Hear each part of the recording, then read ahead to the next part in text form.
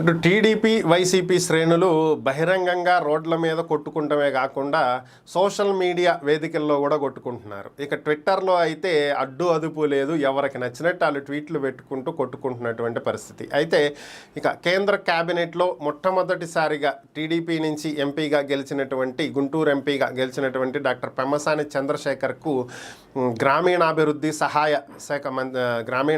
శాఖ సహాయ మంత్రిగా కేబినెట్లో చోటు కల్పించిన విషయం తెలిసిందే. అయితే ఎప్పుడైతే ఆయన పోర్ట్ఫోలియో ప్రకటించారో దీనికి సంబంధించి వైసీపీ వాళ్ళు ట్వీట్లు పెట్టడం జరిగింది.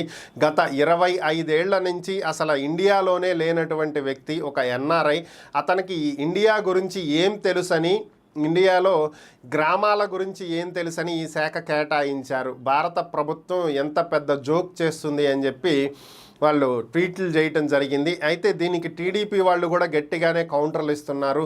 16 నెలలు జైల్లో ఉన్నటువంటి వ్యక్తి ఏపీకి సీఎం అవ్వగాలేంది, 25 ఏళ్ళు పక్క దేశాలకు వెళ్ళొచ్చిన వ్యక్తి సహాయ మంత్రి కాలేడా అని చెప్పి ట్వీట్లు చేస్తున్నటువంటి పరిస్థితి.